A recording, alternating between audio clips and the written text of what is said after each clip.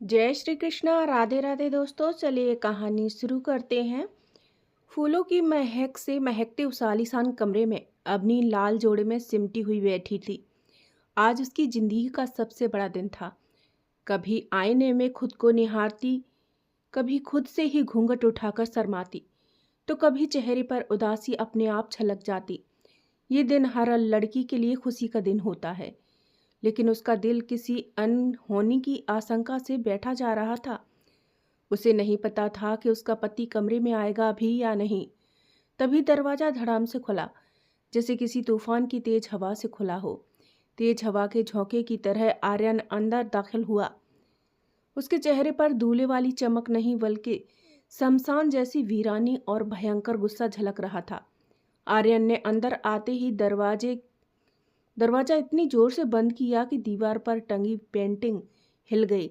उसने अपनी शेरवानी का कॉलर झटके से ढीला किया और अवनी की तरफ मुड़ा। उठो यहाँ से। आर्यन की आवाज में बिजली की कड़क थी। अवनी कांप गई। उसने धीरे से अपना घूंघट उठाया। उसकी आंखों में आंसू तैर रहे थे। आर्यन, आप? आर्यन, मिस्टर आर्यन कहो मुझे। वह उसके करीब आया और उसके हाथ बेदर्दी से पकड़कर उसे बेड से नीचे उतार दिया। तुम्हारी हिम्मत कैसे हुई मेरे कमरे में आने की और मेरे बिस्तर पर बैठने की? तुम्हें क्या लगा था कि आर्यन मल्होत्रा आएगा और प्यार से तुम्हारा घूंघट उठाएगा? एक दर्द भरी मुस्कान के साथ। डिस्कस्टिंग। मुझे नफरत है तुमसे और तुम्हारे नाम से। तुम्हें क्या लगा था कि दादाजी की बीमारी का नाटक करके, उनके दिल के मरीज होने का फायदा उठाकर तुम इस कमरे की मालकिन बन जाओगी? इस सिंदूर और मंगलसूत्र से तुम मेरी जिंदगी पर हक जता लोगी? नहीं आर्यन, मेरा ऐसा कोई इरादा। अवनी की सिसकी निकल गई। बकवास बंद करो। आर्यन दहाड़ा। तुम्हें बचपन में अनाथ होने पर मेरे दादाजी ने घर में पनाह दी। मैंने तुम्हें कभी किसी चीज के लिए लाचार नहीं होने दिया। क्यों जानती हो? इसलिए ताकि तुम्हें कभी अपने दादाजी या माता पिता की याद ना आए और किसी को ऐसा ना लगे कि हमने तुम्हारा ख्याल सही से नहीं रखा। लेकिन तुमने क्या किया? मेरे दादाजी को इतना मजबूर कर दिया कि उन्होंने मरते मरते मुझे इस बेमेल शादी की बेड़ियों में जकड़ दिया। तुम्हें पता है, मैं रिया से प्यार करता हूँ और तुम्हारे बारे में सोचना भी मेरे लिए पाप था। लेकिन फिर भी तुम चुप रही। तुमने रिया के बारे में दादाजी को इसलिए नहीं बताया ताकि तुम उसकी जगह ले सको और इस घर, इस साम्राज्य की मालकिन बन सको। आर्यन के शब्द अवनी के कानों में शीशे की तरह चुभ रहे थे, मगर आर्यन रुकने का नाम नहीं ले रहा था। उसका बस चलता तो वो इसी समय उसे हवेली से निकाल सकता था। अवनी की आंखों में आंसू थे और चेहरे पर मायूसी। वो रोते हुए बोली, मेरा यकीन करो, मैंने दादाजी से कुछ नहीं कहा आर्यन। उन्होंने अपनी मर्जी से। झूठ। तुम तुम बस इस दौलत और इस नाम की भूखी हो। आर्यन ने झटके से कमरे का दरवाजा खोला और अवनी का हाथ पकड़कर उसे बाहर गलियारे में ऐसे धकेल दिया जैसे वो कोई बेकार सामान हो। निकल जाओ इस कमरे से। मेरी नज़रों के सामने से दूर हो जाओ। और खबरदार, जो इस कमरे में कदम भी रखा तो मुझसे बुरा कोई नहीं होगा। उसकी आवाज़ जहर की तरह कड़वी थी। आज से तुम इस घर और दादाजी की बहू तो बन गई हो, मगर याद रखना, मेरी पत्नी कभी नहीं बन पाओगी। ये शादी मेरे लिए सिर्फ एक समझौता थी, तो मुझसे पत्नी होने की कोई उम्मीद मत रखना। अब जाओ और सोफे पर या फर्श पर कहीं भी मरो जाके, मुझे कोई फर्क नहीं पड़ता। I don't care. धड़ाम, दरवाजा धड़ाम से बंद हो गया। आर्यन अपने घमंड में इतना चूर था, या यूं कहें कि खुद भी अंदर से इतना टूटा हुआ था कि उसे बिल्कुल भी एहसास नहीं था कि उसके ये शब्द उस मासूम अवनी के सीने को किस कदर जख्मी कर रहे थे। ये सब करके आर्यन भी खुश नहीं था। वो तो अवनी से बेइंतहा मोहब्बत करता था, मगर जब भी वो अवनी को प्यार से देखता तो उसकी आंखों के सामने वो खौफनाक मंजर घूमने लगता और वो ना चाहते हुए भी उससे नफरत करने पर मजबूर हो जाता था। लेकिन इस सब में अवनी का क्या कसूर था जिसकी उसे सजा दी जा रही थी? उसने तो हर लड़की की तरह आर्यन को लेकर बचपन से ही शादी के सपने सजोना शुरू कर दिया था। जब उसकी उम्र सिर्फ 14 साल थी। शादी के सपने देखना गुनाह है। अवनी उस ठंडे फर्श पर गिर पड़ी थी। उसके हाथों की चूड़ियां खनक कर टूट चुकी थी, जैसे उसके सारे सपने टूटकर बिखरने लगे थे।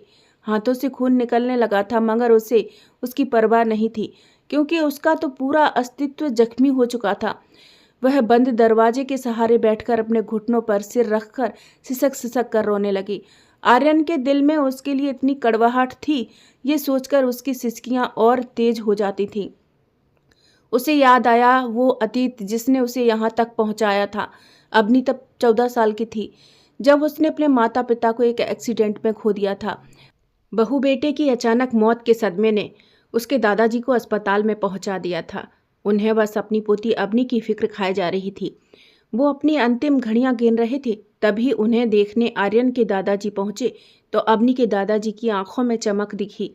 उन्होंने अपने सबसे पुराने दोस्त भवानी सिंह आर्यन के दादाजी का हाथ पकड़ा था।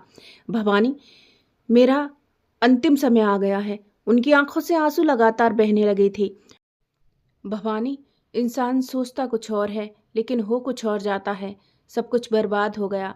हम सब ने अपनी फूल सी बच्ची की शादी को लेकर कितने सपने सजोए थे, मगर कहते कहते उनकी आवाज़ भर्राने लगी। भवानी, मेरी पोती का ख्याल रखना। इसका मेरे सिवाय और कोई नहीं है। इसे अनाथ मत होने देना। पूरी जिंदगी में मैंने तुमसे कुछ नहीं मांगा, मगर आज मुझे एक वादा देकर अपने मरते हुए दोस्त पर एहसान कर दे कि तू मेरी अवनी को अपने घर की बहू बनाएगा। बोल, करेगा? अवनी सिंह ने रोते हुए अपने दोस्त के हाथ को कसकर थामा और वादा किया, दोस्त, आज से अवनी मेरी अमानत है। मैं इसे अपने पोते आर्यन की पत्नी बनाऊंगा। इसे अपने घर की लक्ष्मी बनाऊंगा। वो अब अकेली नहीं रहेगी। भवानी सिंह की बात सुनकर अवनी के दादाजी को तसल्ली हो गई और भवानी के हाथ से उनकी पकड़ ढीली हो गई और वह इस दुनिया को छोड़कर चले गए। भवानी सिंह उसे अपने घर ले आए। उन्होंने उसे अपनी बेटी की तरह पाला पढ़ाया, पर आर्यन के मन में शुरू से ही यह बात बैठ गई कि अवनी की वजह से उसके दादाजी उसे हमेशा डांटते हैं और अवनी से ज़्यादा प्यार करते थे, इसलिए वो अवनी को पसंद नहीं करता था। भवानी प्रसाद ने दोनों का एडमिशन एक ही स्कूल में कराया था ताकि दोनों को आने जाने में आसानी रहे, मगर दोनों हमेशा लड़ते रहते। आर्यन उसकी चोटियां खींच कर भाग जाता था। अवनी रोते हुए दादाजी से आर्यन की शिकायत कर देती थी और आर्यन को दादाजी से डांट पड़ जाती थी। दादाजी हमेशा यही सोचते थे कि अवनी की आंखों में कभी आंसू ना आए, इसलिए अगर थोड़ी बहुत गलती अवनी की भी होती तो डांट आर्यन को ही पड़ती। आर्यन के दिल में अवनी के लिए गुस्सा रहता था, मगर जब भी कोई चीज़ लाता तो अवनी के साथ शेयर जरूर करता था। उसके दिल में अवनी के लिए थोड़ा गुस्सा थोड़ा प्यार रहता था। वो अवनी को पसंद तो करता था, मगर वो उसके दादाजी का प्यार कोई उससे बांटे ये उसे मंजूर नहीं था। दिन ऐसे ही गुजरने लगे। धीरे धीरे दोनों जवान हो गए। आर्यन अपनी पढ़ाई पूरी करने के लिए लंदन चला गया और अवनी ने यहीं दादाजी के पास रहकर पढ़ाई पूरी की थी। वो भवानी प्रसाद जी का बहुत ख्याल रखती थी। जब आर्यन लंदन से वापस आया तो उसने अपने दादाजी का बिजनेस को बखूबी संभालना शुरू कर दिया था और देखते ही देखते मल्होत्रा कंपनी ऊंचाइयों पर पहुंच गई। वहीं उसी कंपनी में रिया काम करती थी, देखने में काफ़ी सुंदर, मगर अवनी से थोड़ी कम। आर्यन और वो दोनों एक दूसरे से प्यार करते थे, लेकिन आर्यन दादाजी को कुछ बताता उससे पहले ही दादाजी ने आर्यन अवनी के साथ शादी की बात शुरू कर दी थी। आर्यन कुछ बता ही नहीं पाया था। एक दिन आर्यन ने सोच लिया था कि आज दादाजी को रिया के बारे में सब कुछ बता दूंगा। आर्यन आज बहुत खुश था। उसने अपनी कार खड़ी की और झट से उतरकर तेज रफ्तार से घर के अंदर जैसे ही गया तो सामने का मंजर देखकर उसके हाथ में पकड़ा हुआ ब्रीफकेस छूट गया। सामने दादाजी लेटे हुए थे। उनके पास अवनी बैठी रो रही थी और डॉक्टर साहब उनका चेकअप कर रहे थे। उन्हें होश नहीं था। आर्यन भागते हुए दादाजी के पास गया और अवनी की तरफ देखते हुए बोला, क्या हुआ है दादाजी को? लेकिन अवनी कुछ बोल पाती उससे पहले ही डॉक्टर साहब ने कहा, आपके दादाजी को दिल का दौरा पड़ा है। कंडीशन काफ़ी क्रिटिकल है। इन्हें जल्दी से अस्पताल में एडमिट करना पड़ेगा। आर्यन ने तुरंत एम्बुलेंस को फ़ोन किया और दादाजी को अस्पताल में एडमिट करवा दिया गया।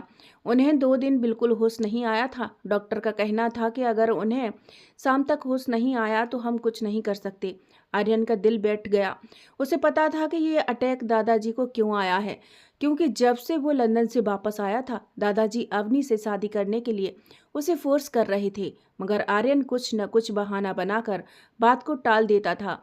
मगर दादाजी कुछ दिनों से टेंशन में रहते थे। आर्यन ने घर के नौकर रामू काका से बात करते सुना था कि लगता है मैं अपने दोस्त को दिया हुआ वादा निभाए बिना ही इस दुनिया से चला जाऊंगा। मैं जिस लड़की को अपने घर की बहू बनाने के ख्वाब देख रहा हूँ वो अधूरे ही रह जाएंगे। रामू, अगर मैं अपना वादा पूरा न कर सका तो मेरी आत्मा मुझे मरने के बाद भी माफ नहीं करेगी। रामू काका ने उन्हें धीरज रखाते हुए बोला था। मालिक, आपको कुछ नहीं होगा, आप अपना वादा जरूर पूरा कर पाएंगे। आर्यन बाबू बहुत समझदार हैं, आप चिंता मत कीजिए। आर्यन को कल की बात याद आते ही वो फूट फूट कर रो पड़ा था। वो बुदबुदाते हुए बोला, दादाजी आप एक बार ठीक हो जाइए, फिर जो आप कहेंगे मैं वही करूँगा, मेरा आपसे वादा है। थोड़ी ही देर बाद डॉक्टर साहब ने खुशखबरी सुनाई।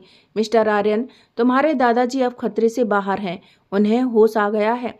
अवनी ने सुना तो वो भागते हुए दादाजी से मिलने भागी, मगर आर्यन ने उसका हाथ पकड़कर पीछे करते हुए कहा, तुम्हारी वजह से उनकी ये हालत हुई है, इसलिए दूर रहो उनसे। उसने अवनी को कमरे से बाहर निकाल दिया। आर्यन ने उसके हाथ को इतनी जोर से पकड़ा था कि उसके हाथ में निशान पड़ गया था। आर्यन ये तेज कदमों से दादाजी की तरफ बढ़ गया। दादाजी, अब कैसा महसूस कर रहे हैं? कैसा महसूस हो रहा है आपको? दादाजी ने सर हिलाकर इशारा किया, अब ठीक हूँ। आर्यन ने उनका हाथ पकड़ा और आंखों में आंसू भरकर बोला, दादाजी आप जो चाहते हैं वैसा ही होगा, आप बस जल्दी से ठीक होकर घर आ जाइए। आर्यन की बात सुनकर दादाजी के चेहरे पर एक हल्की सी स्माइल आ गई और ताकत भी। कुछ दिनों में भवानी प्रसाद ठीक होकर घर पहुंचे थे। उनके आते ही आर्यन ने उनसे कहा कि दादाजी शादी करने के लिए मैं तैयार हूँ। घर में शादी की तैयारियां होने लगी। आर्यन और अवनी की शादी बहुत ही धूमधाम से हुई। दादाजी की सारी चिंताएं खत्म हो चुकी थीं क्योंकि उनका दिया हुआ वादा पूरा हो गया था और अवनी उनके खानदान की बहू बन चुकी थी, मगर सिर्फ नाम की। फूलों की खुशबू से भरा हुआ कमरा आज अवनी को अजनबी लग रहा था। लाल जोड़े में सिमटी वह बेड के किनारे बैठी थी, सीधी चुप सहमी हुई। आज उसकी जिंदगी का सबसे बड़ा दिन था, ऐसा दिन जिसका सपना हर लड़की देखती है। वह कभी आईने में खुद को देखती तो कभी नजरें झुका लेती। घूंघट उठाने की हिम्मत नहीं हो रही थी। खुशी होनी चाहिए थी लेकिन दिल अजीब सी बेचैनी से भरा था। उसे नहीं पता था उसका पति इस कमरे में आएगा भी या नहीं। दरवाजा दूर से खुला। अवनी चौंक गई। आर्यन कमरे में दाखिल हुआ। चेहरे पर दूल्हे वाली चमक नहीं थी, सिर्फ थकान, गुस्सा और कुछ टूटा हुआ सा। उसने पीछे मुड़कर दरवाजा बंद किया, इतनी जोर से कि दीवार पर टंगी पेंटिंग हल्के से हिल गई। उठो यहाँ से। आवाज ऊंची थी लेकिन सख्त थी। अवनी का दिल जोर से धड़का। उसने धीरे से घूंघट उठाया, आंखों में नमी थी। आर्यन, आप आर्यन? नहीं, वह उसकी ओर बढ़ा। मिस्टर आर्यन मल्होत्रा कहो। उसने अवनी का हाथ पकड़ा। पकड़ में गुस्सा था, दया नहीं। तुम्हारी हिम्मत कैसे हुई मेरे कमरे में आने की? अवनी के होंठ कांपे। ये तो तुम्हें क्या लगा था? उसकी हंसी कड़वी थी कि मैं आऊँगा, प्यार से तुम्हारा घूंघट उठाऊंगा। उसकी आंखों में नफरत साफ दिख रही थी। दादाजी की बीमारी का फायदा उठाकर तुमने यह शादी कर ली। अवनी की सांस रुकने लगी। तुम्हें क्या लगा था इस चुटकी भर सिंदूर से तुम मेरी जिंदगी पर हक जता लोगी? नहीं। उसकी आवाज कांप गई। मैंने कुछ नहीं किया, बस। आर्यन की आवाज गूंज उठी। तुम इस घर की बहू हो सकती हो, वह बोला, लेकिन मेरी पत्नी कभी नहीं। उसने दरवाजा खोला और अवनी का हाथ छोड़ दिया। निकल जाओ। अवनी वहीं खड़ी रह गई, जैसे किसी ने उसके पैरों तले से जमीन खींच ली हो। दरवाजा बंद हुआ। कमरा नहीं, उसकी दुनिया बंद हो गई थी। अवनी धीरे धीरे फर्श पर बैठ गई। एक चूड़ी टूटी, आवाज आई। उसने हाथ देखा, खून निकल रहा था, मगर उसे दर्द महसूस नहीं हुआ। दर्द तो उससे बहुत पहले कहीं और पहुंच चुका था। वह दरवाजे के सहारे टिक कर बैठ गई और चुपचाप रोती रही। आज पहली बार उसे एहसास हुआ कि शादी के बाद हर लड़की की जिंदगी की नई शुरुआत नहीं होती, कुछ की यही टूट जाती है। आर्यन अपने बेड पर बैठा था, मगर उसके दिल में अजीब बेचैनी थी। क्या वो चली गई? क्या वो अब भी वही है? कहीं उसने दादाजी से तो सब कुछ बता तो नहीं दिया? दादाजी की तबीयत पहले ही नाजुक है, कहीं और ना। उसकी घबराहट बढ़ने लगी। वो खड़ा हुआ और दरवाजे के पास खड़ा होकर आहट लेने लगा तो उसे अवनी की सिसकियां सुनाई दी। तो उसने धीरे से दरवाजा खोल दिया। फर्श पर अवनी अभी भी बैठी थी। दरवाजे की आहट सुनकर वो चौंक गई और नजर नज़र पास खड़े आर्यन पर पड़ी तो आर्यन ने नज़र फिरा ली कि कहीं इस पर मुझे दया ना आ जाए। वो धीरे से बोला, अबनी अंदर आओ। उसकी आवाज़ कम थी, गुस्सा नहीं बल्कि चिंता भरी। मैं बेड पर सो जाऊंगा, तुम यहीं सोफे पर सो जाओ। बाहर कहीं दादाजी ने देख लिया तो उनकी तबीयत बिगड़ सकती है। हमें एक साथ इसी कमरे में रहना होगा ताकि दादाजी को शक न हो कि हमारा रिश्ता सिर्फ। उसने बात अधूरी छोड़ दी। अबनी ने उसे पूरी करते हुए कहा, सिर्फ नाम का है, आप चिंता मत कीजिए। मैं कल खुद आपकी ज़िंदगी से हमेशा के लिए चली जाऊंगी। उसकी आवाज़ में दर्द साफ झलक रहा था। अबनी ने धीरे कदम से सोफी की तरफ कदम बढ़ाए तो आर्यन हकलाते हुए बोला, देखो, तुम अभी ऐसा कुछ नहीं करोगी जिससे दादाजी की तबीयत पर बुरा असर पड़े, समझी तुम? एक बार दादाजी ठीक हो जाए फिर उसके बाद तुम्हें नहीं रोकूंगा, जहां जाना हो चली जाना। आर्यन की बात सुनकर अबनी की आंखों में आंसू नहीं आए। उसने सोचा शायद यही मेरी जिंदगी है। आर्यन बेड पर लेट गया था। चेहरे पर गुस्सा कम लेकिन थकान और बेचैनी साफ दिख रही थी। अबनी सोफी की तरफ गई, सिर उसने घुटनों पर टिकाया। आर्यन ने उसे एक बार देखा। अबनी के हाथों पर हल्की सी चोट के निशान थे, उनसे खून निकल रहा था। आर्यन ने उसकी तरफ पीठ किए हुए ही कहा, हाथ का खून साफ करके उस पर मरहम लगा लो, स्टडी टेबल पर रखी है। तो अबनी का दर्द बढ़ गया। उसने ताना मारते हुए कहा, यह तो ऊपर का घाव है, कल तक भर जाएगा, मगर जो घाव जिंदगी ने मेरे दिल पर दिए हैं उनकी कोई मरहम कहीं मिलती हो तो मुझे बताना। अबनी की बात से आर्यन का दिल बैठ गया। कमरे में खामोशी छा गई। सिर्फ उनकी सांसों की आवाज़ थी, सुनाई दे रही थी, मगर नींद तो दोनों से कोसों दूर थी।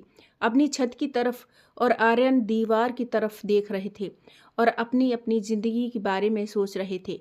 अगली सुबह जब सूरज की पहली किरण मल्होत्रा मैंसन की खिड़कियों से छनकर अंदर आई तो वह अपने साथ एक नई उमंग नहीं बल्कि एक भारी बोझ लेकर आई थी। अपनी पूरी रात सोफे पर बैठी रही थी। उसकी आंखें लाल थीं और शरीर में एक अजीब सी थकावट थी। जैसे ही उसने देखा कि आर्यन नींद में करवट बदल रहा है, वह फुर्ती से उठी। उसने अपनी टूटी हुई चूड़ियों के कांच समेटे और अपने जख्मी हाथ को पल्लू से ढक लिया। उसे आज पहली रसोई की रस्म निभानी थी, एक ऐसी रस्म जहां उसे पूरे घर के लिए मीठा बनाना था, जबकि उसकी अपनी जिंदगी कड़वाहट से भर चुकी थी। अपनी नीचे रसोई में पहुंची, रामू काका उसे देखकर मुस्कुराए। बधाई हो बिटिया, आज से इस घर की चाबियां और जिम्मेदारी तुम्हारी है। अबनी ने फीकी मुस्कान दी। उसने हलवा बनाना शुरू किया, लेकिन उसकी नजरें बार बार सीढ़ियों की तरफ जा रही थीं। तभी दादाजी भवानी प्रसाद अपनी छड़ी टेकते हुए वहां आए। उनके चेहरे पर एक असीम संतोष था।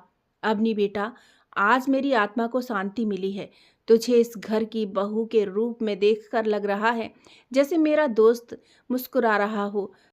अबनी ने हल्की मुस्कान दी और दादाजी के पैर छूकर आशीर्वाद लिया। तभी आर्यन भी नीचे आ गया। उसने नीले रंग का सूट पहना था, चेहरे पर वही सख्त भाव थे। दादाजी को देखते ही उसने अपने चेहरे पर एक नकली मुस्कान ओढ़ ली। आर्यन, अपनी पत्नी के हाथ का हलवा चखो और उसे नेग सगुन दो, दादाजी ने प्यार से आदेश दिया। आर्यन अवनी के करीब आया। उन दोनों की नजरें मिली। आर्यन की आंखों में चेतावनी थी, नाटक जारी रखो। उसने एक चम्मच हलवा मुंह में डाला और बिना किसी स्वाद के कहा, बहुत अच्छा है। उसने अपनी जेब से एक भारी लिफाफा निकाला और अबनी की तरफ बढ़ाया। जब अबनी ने हाथ आगे किया तो उसका पल्लू थोड़ा सरक गया और हाथ पर जमी खून की पपड़ी और सूजन दादाजी की नज़र में आ गए। ये क्या है अबनी? दादाजी की आवाज़ में घबराहट थी। आर्यन का दिल जोर से धड़क गया।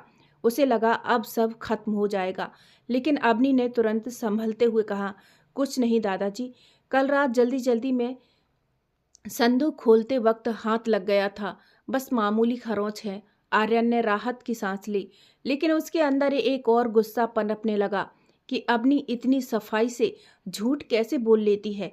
क्या यह भी उसकी किसी चाल का हिस्सा है? दादाजी के जाने के बाद आर्यन ने अबनी को कोने में ले जाकर फुसफुसाते हुए कहा, उसने अबनी के कंधे को कसकर पकड़ा हुआ था। ये हमदर्दी बटोरने का नया तरीका है। कल रात जानबूझकर हाथ जख्मी किया ताकि आज सबको दिखा सकूं। आपको जो सोचना है सोचिए आर्यन, अवनी ने ठंडे स्वर में कहा। मैंने यह चोट खुद नहीं दी, आपकी नफरत ने दी है। तभी आर्यन का फोन बज उठा। स्क्रीन पर रिया का नाम चमक रहा था। आर्यन का चेहरा अचानक नरम पड़ गया। वह फोन उठाकर थोड़ा दूर चला गया। हाँ रिया, मुझे पता है तुम परेशान हो, बस कुछ दिन और मैं सब ठीक कर दूंगा। वह इस घर में सिर्फ एक शो पीस बनकर रहेगी। मेरी जिंदगी में उसकी कोई जगह नहीं। अवनी ने एक एक शब्द सुना। उसका रिया से कहा हुआ हर एक शब्द अवनी के सीने पर खंजर की तरह महसूस हो रहा था। उसे समझ में आ गया था कि इस घर में उसे हर दिन एक नई जंग लड़नी होगी। डाइनिंग टेबल पर सन्नाटा किसी तूफान से पहले की शांति जैसा था। दादाजी चुपचाप अपना दलिया खा रहे थे, लेकिन उनकी पैनी निगाहें आर्यन की हर हरकत पर जमी थीं। आर्यन ने एक बार भी अवनी की तरफ नहीं देखा, जैसे वह वहां बैठा ही ना हो। तभी अचानक ब्रेड का टुकड़ा आर्यन के गले में फंस गया और उसे जोर का ठसका लगा। वह खांसने लगा, उसका चेहरा लाल हो गया। अवनी घबरा गई और उसने तुरंत अपना पानी का गिलास भरकर आर्यन की ओर बढ़ाया, लेकिन आर्यन का अहंकार उसकी तकलीफ से बड़ा था।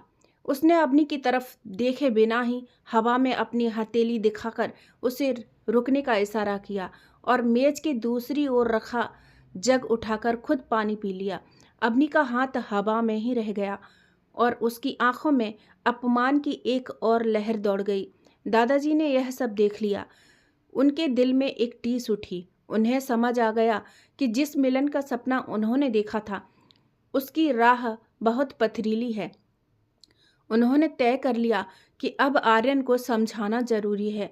आर्यन दिन भर ऑफिस में रिया के ख्यालों में और घर के तनाव के बीच जूझता रहा। जब वह शाम को थका हारा मल्होत्रा मैंसन लौटा तो उसने जो देखा उसने उसके गुस्से को और भड़का दिया। हॉल में दादाजी और अवनी बैठे थे। अवनी उन्हें बचपन की कोई कहानी सुना रही थी और दादाजी दिल खोलकर हंस रहे थे। आर्यन को लगा कि अवनी अपनी मासूमियत का जाल बुनकर दादाजी को पूरी तरह से अपनी तरफ कर चुकी है। लगता है मेरे घर में रहना ही काफी नहीं था, अब तुमने दादाजी के दिमाग पर भी कब्जा करना शुरू कर दिया है। आर्यन ने मन ही मन सोचा। तभी दादाजी की आवाज गूंजी। आर्यन, आ गए तुम? सीधे मेरे स्टडी रूम में आओ, मुझे तुमसे कुछ जरूरी बात करनी है। दादाजी की आवाज कड़क थी, जिसे सुनकर आर्यन को महसूस हो गया था कि अवनी ने दादाजी के कान में कुछ ऐसा कहा है जो मेरे खिलाफ है। स्टडी रूम में आर्यन सिर झुकाए खड़ा था। दादाजी ने उसे अपनी कुर्सी पर बैठते हुए गौर से देखा। आर्यन, शादी सिर्फ दो लोगों का साथ नहीं, दो आत्माओं का सम्मान है। दादाजी की आवाज गूंजी। आज सुबह डाइनिंग टेबल पर जो तुमने किया, क्या वह एक मल्होत्रा को शोभा देता है? अवनी इस घर की बहू है, कोई अजनबी नहीं। अगर तुम उसे पत्नी का दर्जा नहीं दे सकते तो कम से कम एक इंसान की तरह सम्मान तो दे सकते हो। आर्यन ने तमतमाते हुए कहा। दादाजी, आप उसकी बातों में आ रहे हैं। वह आपको खुश करने का नाटक कर रही है ताकि बस। दादाजी ने मेज पर हाथ मारकर उसे चुप कराया। उसने मुझसे एक शब्द भी नहीं कहा। तुम्हारी बदतमीजी मैंने खुद अपनी आंखों से देखी है। याद रखना आर्यन, अगर आइंदा तुमने अवनी के साथ ऐसा व्यवहार किया तो मुझसे बुरा कोई नहीं होगा। आर्यन की आंखों में उस वक्त एक अजीब सा द्वंद्व था। बाहर से उसने दादाजी को शांत करने के लिए झूठ तो बोल दिया, लेकिन अंदर ही अंदर उसका गुस्सा ज्वालामुखी की तरह उबल रहा था।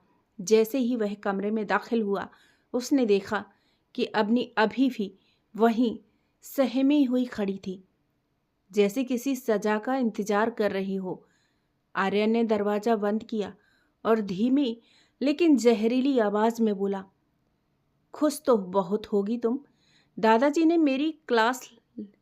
से मेरी क्लास लगवाकर तुम्हें लग रहा होगा कि तुम जीत गई। उन्होंने मुझसे कहा है कि मैं तुम्हें पत्नी का हक दूं। मैं तुमसे नफरत तो कर सकता हूं, मगर प्यार नहीं, कभी नहीं, कभी नहीं। अवनी ने आर्यन से नज़रें मिलाईं और उसकी नज़रों में झांकते हुए आंखों में आंसू भरकर कहा, क्यों आर्यन, क्या मैं इतनी बुरी हूँ जो मुझे तुम्हारा प्यार भरा एक पल कभी नहीं मिल सकता? आखिर मेरा कसूर क्या है? उसकी आवाज़ में इतना दर्द था कि आर्यन का जो नफरत करने का नाटक इतने दिनों से चल रहा था, उसकी नींव हिलती नजर आने लगी। उसकी पकड़ अवनी से ढीली पड़ गई और चेहरा घुमाकर उसकी तरफ पीठ कर ली ताकि अवनी को उसकी सच्चाई पता न चल सके। मगर अवनी के सवाल अभी भी खत्म नहीं हुए थे। बोलो आर्यन। वो उसके पीछे पीछे चल रही थी और आर्यन आगे आगे। वो अपना चेहरा अवनी से छुपाने की कोशिश कर रहा था और उसमें आए हुए आंसू भी। बोलो आर्यन, क्या कसूर है मेरा? यही कि मैंने तुमसे प्यार किया, तब से, जब से मुझे प्यार का मतलब भी मालूम नहीं था, या फिर ये कि मैं इस शादी जैसे पवित्र बंधन को निभाना चाहती हूँ। अवनी आर्यन की आंखों में झांकना चाहती थी, मगर आर्यन उससे नजरें नहीं मिला पा रहा था।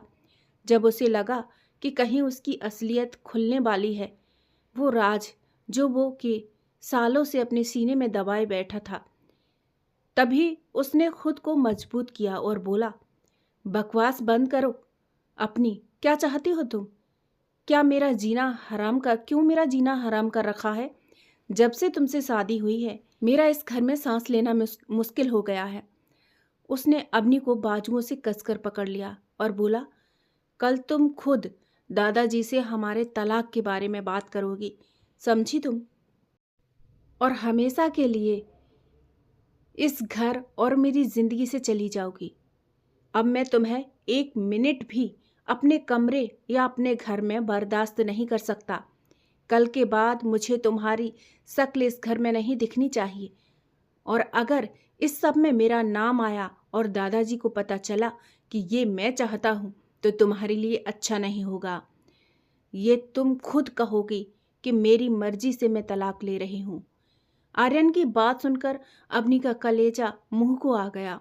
वो रुआज से मन से बोली, इतनी नफरत करते हो मुझसे? तो ठीक है, जैसा आप चाहते हैं वैसा ही होगा। उसने अपनी हथेलियों की पीठ से अपने बहते हुए आंसुओं को साफ किया और कमरे से बाहर चली गई। कुछ देर बालकनी में रेलिंग पकड़कर आसमान में देखती रही, जैसे अपनी जिंदगी में खोई हुई खुशियों को तलाश कर रही हो। कल का दिन बहुत भारी होने वाला था, अवनी के लिए और आर्यन के लिए भी। आखिर जब वो अवनी से इतनी मोहब्बत करता है तो उससे दूर क्यों भागता है? आखिर क्या राज था उसका जो दादाजी को भी पता नहीं था? आर्यन अपने बिस्तर पर लेटा हुआ था और छत को देख रहा था। तभी उसकी आंखों के सामने वो खौफनाक मंजर घूमने लगा। बीता हुआ कल, वह काली रात। आर्यन को आज भी वह रात याद थी जब वह एक बिजनेस पार्टी के लिए निकल रहा था। रास्ते में एक ट्रक ने उसकी कार को टक्कर मार दी। चोटें बहुत गहरी नहीं थीं, लेकिन जब उसे अस्पताल ले जाया गया तो डॉक्टर ने उसे जो रिपोर्ट दिखाई, उसने उसका पूरा संसार उजाड़ दिया था। मिस्टर मल्होत्रा, एक्सीडेंट की वजह से आई अंदरूनी चोटों के कारण अब आप कभी पिता नहीं बन सकते। आर्यन उस दिन अंदर से मर गया था। उसे लगा कि वह एक अधूरा इंसान है। उसने इस हादसे के बारे में दादाजी को भी नहीं बताया था कि वो परेशान होंगे। यही वजह थी कि वो अवनी से शादी करके उसकी ज़िंदगी बर्बाद करना नहीं चाहता था। वो अवनी से दिल ही दिल में बहुत प्यार करता था, मगर अपनी कमज़ोरी के कारण उसे उससे दूरी बनाकर रखता था और उसे कभी ये एहसास नहीं होने दिया कि वो उससे बहुत प्यार करता है। वह तो उसकी तरफ देखता तक नहीं था कि कहीं कमज़ोर न पड़ जाए। वह अवनी से बचपन से प्यार करता था, लेकिन इस सच के बाद उसे लगा कि अवनी जैसी मासूम लड़की की ज़िंदगी एक नामर्द के साथ जुड़कर बर्बाद हो जाएगी। वह चाहता था कि अवनी उससे नफरत करे, उसे छोड़ दे और किसी ऐसे इंसान से शादी करे जो उसे माँ बनाने की खुशी दे सके। वो उसे अधूरी जिंदगी नहीं देना चाहता था, लेकिन उसे यह नहीं पता था कि यह सब उसकी सौतेली माँ और सौतेले भाई की एक सोची समझी साजिश थी। उन्होंने डॉक्टर को भारी रिश्वत देकर एक झूठी मेडिकल रिपोर्ट तैयार करवाई थी ताकि आर्यन टूट जाए और दादाजी उसे जायदाद से बेदखल कर दें। अवनी का दिल आज बहुत दुखी था। उसने सोच लिया था वो उस कमरे में दोबारा कभी नहीं जाएगी, इसलिए वो बगल वाले रूम में सो गई। मगर उसकी आंखों में नींद की जगह आंसुओं ने ले रखी थी। उसने सोच लिया था कि वो सुबह दादाजी से अपने और आर्यन के तलाक की बात करेगी और यह घर हमेशा के लिए छोड़कर अपनी मौसी के यहाँ चली जाएगी। उसने सोच लिया था जिस रिश्ते में प्यार और सम्मान न हो उस रिश्ते को ढोने से क्या फ़ायदा, जबरदस्ती ढोने से क्या फ़ायदा। अपनी रात भर करवटें बदलती रही। जिस बिस्तर पर वह लेटी थी वह मखमल का तो था, पर उसे कांटों की तरह चुभ रहा था। प्यास के मारे उसका गला सूखने लगा। वह उठी और भारी मन से किचन की ओर बढ़ी। पूरे घर में सन्नाटा था, सिर्फ उसकी पायल की धीमी खनक और दिल की धड़कनें सुनाई दे रही थीं। जैसे ही वह आर्यन के कमरे के पास से गुजरी, उसने देखा कि दरवाजे के नीचे से रोशनी बाहर गलियारे में झांक रही थी। इतनी रात और लाइट ऑन। अवनी के कदम ठिठक गए। उसे लगा शायद आर्यन अभी भी गुस्से में जाग रहा होगा। वह आगे बढ़ने ही वाली थी कि तभी उसे आर्यन की धीमी सी आवाज़ सुनाई दी। उसने खिड़की के पर्दे के एक छोटे से कोने से अंदर झांका और जो देखा उसे देखकर उसकी सांसें थम गईं। आर्यन बिस्तर पर नहीं बल्कि फर्श पर बैठा था। उसके हाथ में अवनी की एक तस्वीर थी, वही तस्वीर जो उसने छुपकर कॉलेज के फेस्ट में खींची थी। आर्यन की उस आंखें सुर्ख लाल थीं और गले पर आंसुओं के ताज़ा निशान थे। उसने बड़े प्यार से तस्वीर पर हाथ फेरा और उसे अपने सीने से लगा लिया। I am sorry Avni, I am sorry. Aryan की आवाज़ सिसकियों में डूबी हुई थी। उसने तस्वीर को अपने होठों से छुआ और उसे चूमते हुए खुद से ही बात करने लगा। मैं तुमसे नफरत नहीं करता हूँ अवनी, मैं तो तुमसे खुद से भी ज़्यादा प्यार करता हूँ, लेकिन मैं मजबूर हूँ। मैं तुम्हें वो खुशियाँ कभी नहीं दे पाऊँगा जिसकी तुम हकदार हो। तुम माँ बनना चाहती हो, तुम्हारा हक है माँ बनना, अपना परिवार हो तुम्हारा। हर लड़की का ये सपना होता है, पर मेरे साथ रहकर तुम्हें सिर्फ एक अधूरापन मिलेगा। अवनी की आंखों से अविरत आंसू बहने लगे। उसने अपना हाथ अपने मुंह पर रख लिया ताकि उसकी चीख बाहर न निकल जाए। आर्यन अपनी ही धुन में बोलता रहा, काश उस रात वो एक्सीडेंट ना हुआ होता, काश मैं एक मुकम्मल इंसान होता। तुम्हें मुझसे दूर करने के लिए मुझे खुद को तुम्हारी नज़रों में गिराना पड़ रहा है। कल जब तुम दादाजी से तलाक की बात करोगी तो मेरा कलेजा फट जाएगा, पर कम से कम तुम आज़ाद तो हो जाओगी। तुम एक नया जीवन शुरू करोगी जहाँ कोई कमी नहीं होगी। तुम्हारी कोख कभी सूनी नहीं रहेगी अवनी। भले ही उसके लिए मुझे मरना पड़े, मैं ये दर्द सह लूँगा। अवनी को ऐसा लगा जैसे किसी ने उसके सीने में खंजर उतार दिया हो। जिस नफरत को वह हकीकत समझ रही थी वह तो आर्यन का उसके प्रति असीम प्रेम और बलिदान था। उसे आर्यन की उस रिपोर्ट वाली बात पर यकीन नहीं हो रहा था। आर्यन जी, आप इतने बड़े पागल कैसे हो सकते हैं? वह मन ही मन बुदबुदाई। उसका मन किया कि अभी अंदर जाए और उसे गले लगा ले, लेकिन तभी उसे याद आया कि आर्यन जैसा इंसान जो इतना स्वाभिमानी है वह कभी अपनी कमजोरी को इतनी आसानी से स्वीकार नहीं करेगा। वह बिना पानी पिए अपने कमरे में वापस लौट आई। अब उसकी आंखों में निराशा नहीं बल्कि एक दृढ़ निश्चय था। तभी आर्यन, नहीं आर्यन, मैं आपको इस तरह टूटने नहीं दूंगी। अगर आप मेरे लिए अपनी खुशियां कुर्बान कर सकते हैं तो मैं आपके लिए इस दुनिया से लड़ सकती हूँ। मैं आपकी कमजोरी के साथ आपको स्वीकार करूँगी। अब मैं आपको तलाक नहीं, आपका साथ दूंगी। इस दर्द से बाहर निकालने में अगली सुबह जब डाइनिंग टेबल पर सब इकट्ठा हुए तो माहौल बहुत भारी था। आर्यन ने अपना सिर झुका रखा था। उसे इंतजार था कि अब अपनी तलाक की बात छिड़ेगी। दादाजी ने प्यार से अवनी की तरफ देखा। क्या बात है बिटिया, आज चेहरा कुछ उतरा हुआ है। आर्यन ने मेज के नीचे अपनी मुट्ठियां भींच ली। बस अब कह दो अवनी, और मुझे आज़ाद कर दो इस बोझ से, उसने मन में सोचा। अवनी खड़ी हुई और दादाजी के पास जाकर उनके हाथ थाम लिए। उसने एक नज़र आर्यन पर डाली, जो उसे ना देखने का नाटक कर रहा था। दादाजी, मुझे आपसे कुछ कहना है। अवनी की आवाज़ दृढ़ थी। हाँ बेटा बोलो, जो भी कहोगी ये दादाजी वही करेगा। दादाजी ने मुस्कुराकर कहा। दादाजी,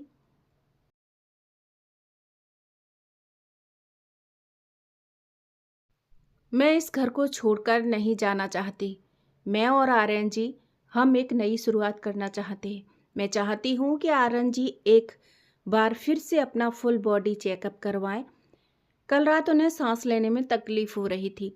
आर्यन ने झटके से सिर उठाकर अवनी की ओर देखा। उसकी आंखों में हैरानी और डर था। चेकअप? इसकी क्या ज़रूरत है, मैं ठीक हूँ। अवनी ने आर्यन की आंखों में झांका, जहां अब नफरत नहीं बल्कि एक छिपा हुआ राज था। वह मुस्कुराई और बोली, आप ठीक हैं, ये तो डॉक्टर बताएंगे। आर्यन जी, दादाजी, मैंने शहर के सबसे बड़े और ईमानदार स्पेशलिस्ट से अपॉइंटमेंट ले लिया है। हम अभी जा रहे हैं। आर्यन गुस्से में टेबल पर हाथ मारता है। मुझे कहीं नहीं जाना है, समझी तुम? और तुम्हें मेरी चिंता करने की कोई ज़रूरत नहीं है। मैं अपना ख्याल खुद रख सकता हूँ, बच्चा नहीं हूँ मैं। अवनी ने मुंह बनाकर कहा। देखा दादाजी, आर्यन हमेशा ऐसे ही जिद करते हैं। तो दादाजी गुस्सा करते हुए बोले, आर्यन, वो पत्नी है तुम्हारी, जो करेगी तुम्हारी भलाई के लिए करेगी। मगर दादाजी, वो और कुछ कहता, दादाजी ने उंगली दिखाते हुए कहा।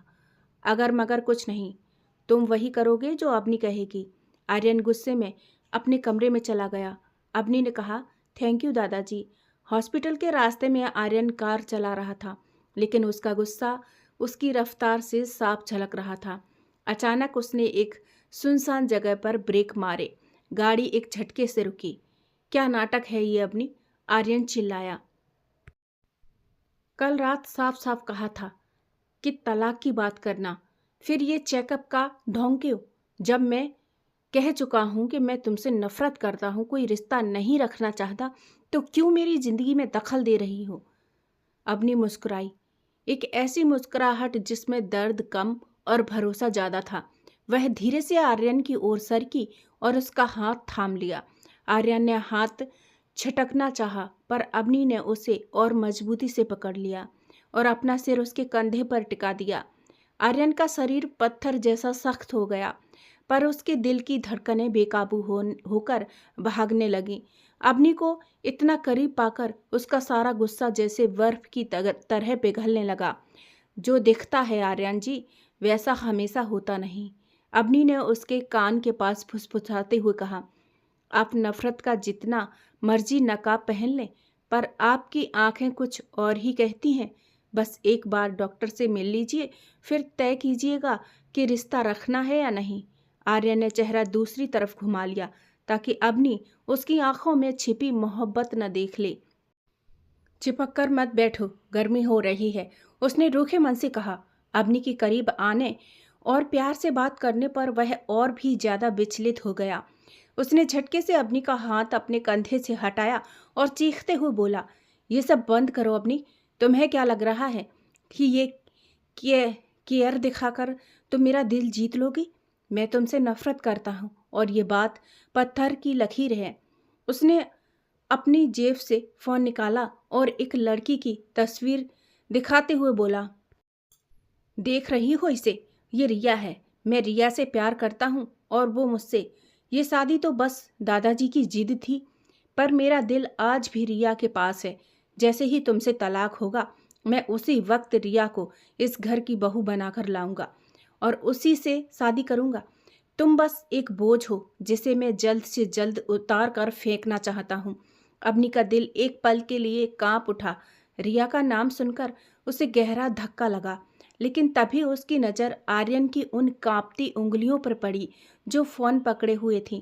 उसने देखा कि आर्यन की आंखों में रिया के लिए कोई चमक नहीं, बल्कि एक अजीब सा दर्द और छटपटाहट थी। अवनी ने गहरी सांस ली और खुद को संभाला। उसने आर्यन की आंखों में आंखें डालकर बड़े शांत लहजे में कहा, ठीक है आर्यन जी, अगर आप रिया से प्यार करते हैं और उसी से शादी करना चाहते हैं तो मैं खुद आपको आज़ाद कर दूंगी।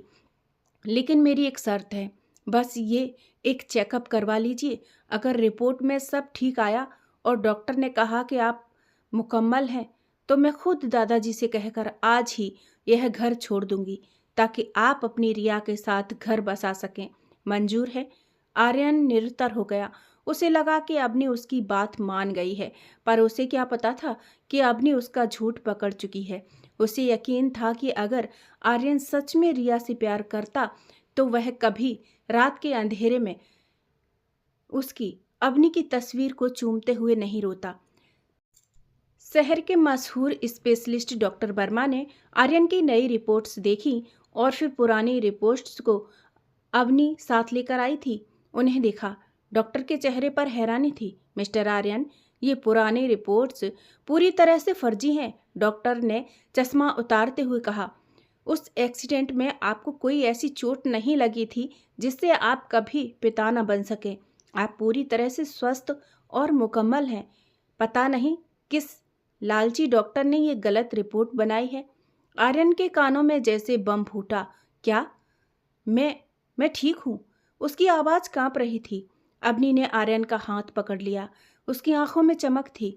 आर्यन को अचानक याद आया कि एक्सीडेंट के समय उसकी सौतेली माँ माया और भाई रोहन बार बार हॉस्पिटल के चक्कर लगाती थी, डॉक्टर के केबिन में गुपचुप बातें कर रहे थे। अवनी उस वक्त माया माँ और रोहन हॉस्पिटल में बहुत सक्रिय थे। आर्यन बुदबुदाया।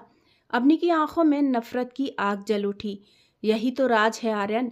उन्होंने आपकी कमजोरी का झूठा नाटक रचा ताकि आप टूट जाएं और दादाजी आपको जायदाद से बेदखल कर दें। ये सब एक सोची समझी साजिश थी। घर पहुंचते ही अवनी ने सारा सच दादाजी के सामने रख दिया।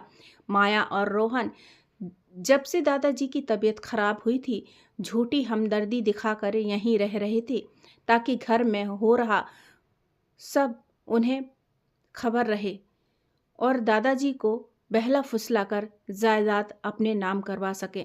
मगर उनका सारा खेल उल्टा पड़ गया था। माया और रोहन ने भागने की कोशिश की, पर अवनी ने पुलिस को पहले ही सूचना दे दी थी। क्यों किया तुमने ऐसा? दादाजी गरज उठी। मेरे ही पोते की जिंदगी बर्बाद करना चाहिए? तुम मुझे शुरू से ही पसंद नहीं थी। तुमने मेरे सीधे साधे बेटे को बहला फुसला कर शादी की ताकि ये सारी दौलत तुम्हारी हो सके, मगर तुम उसमें भी नाकामयाब रही तो तुमने अपने इस नालायक बेटे के साथ मिलकर ये घिनौना खेल खेला। इंस्पेक्टर साहब, ले जाइए इन दोनों को मेरी आंखों के सामने से, वरना मैं कुछ कर बैठूंगा। पुलिस उन्हें ले जाने लगी तो माया और रोहन अवनी के पैरों में गिर पड़े। हमें माफ़ कर दो अवनी, लालच ने हमें अंधा कर दिया था। आर्यन का गुस्सा साथ में आसमान पर था। माफ़ी नहीं, तुम जैसों को तो कड़ी सज़ा मिलनी चाहिए ताकि तुम्हें देखकर लोग गुनाह करने से पहले 100 बार सोचें। ले जाइए इन्हें। आर्यन ने दूसरी तरफ मुंह फेर लिया। पुलिस उन्हें ले जाने लगी, पर अवनी ने पुलिस को रोक दिया। रुको इंस्पेक्टर साहब, दादाजी इन्होंने गलती की है, पर इन्हें जेल भेजकर हम अपने घर की बदनामी तो नहीं करना चाहते। इन्हें एक मौका दीजिए ताकि ये सुधर सकें। माया और रोहन ने रोते हुए माफ़ी मांगी। अवनी की महानता ने उन्हें अंदर से बदल दिया था। रात का वक्त था। आर्यन अपने कमरे में था। उस रात कमरे का नज़ारा बदला हुआ था। आर्यन शर्मिंदा था। वह चुपचाप बालकनी में खड़ा था कि तभी अवनी पीछे से आई और उसे अपनी बाहों में भर लिया। सॉरी अवनी, मैंने तुम्हें बहुत तड़पाया। आर्यन ने मुड़कर उसका चेहरा हाथों में थाम लिया और खुद भी तड़पता रहा, लेकिन अब और नहीं। आर्यन, अब कोई दूरी नहीं होगी, अवनी ने उसकी आंखों में डूबते हुए कहा। दोनों एक दूसरे की बाहों में थे। उस रात नफरत की दीवार गिर गई और दो रूहें एक हो गईं। आज दोनों की सुहाग रात थी। आर्यन ने उसे इतना प्यार दिया कि सारे गिले शिकवे दूर हो गए। हर दिन अब दोनों के लिए किसी सुहाग रात से कम नहीं था। उनके दिलों में एक दूसरे के लिए सिर्फ मोहब्बत थी। और फिर साल भर बाद मल्होत्रा बिला खुशियों से गूंज उठा। घर में एक नन्हा मेहमान आया था, आर्यन और अवनी का बेटा आरव। दादाजी ने उसे अपनी गोद में खिलाते हुए कहा, दोस्त, आज तेरा वादा पूरी तरह मुकम्मल हुआ। आर्यन ने अवनी को अपने करीब खींचा और उसके माथे को चूमा। शुक्रिया अवनी, मुझे फिर से पूरा करने के लिए। माया और रोहन अब बदल चुके थे और बच्चे के साथ खेल रहे थे। जो रिश्ता एक अधूरेपन के डर से शुरू हुआ था, वह अब खुशियों के साथ मुकम्मल हो चुका था। दोस्तों, कैसी लगी आज की कहानी? हमें कमेंट में ज़रूर बताइएगा और पसंद आए तो एक लाइक ज़रूर करें। ऐसी ही रोमांटिक कहानियाँ सुनने के लिए हमारे चैनल को सब्सक्राइब करें। कहानी सुनने के लिए धन्यवाद। मिलते हैं अगली कहानी में। तब तक के लिए जय श्री कृष्णा, राधे राधे। और एक बार कमेंट में जय श्री कृष्णा राधे राधे ज़रूर लिखें।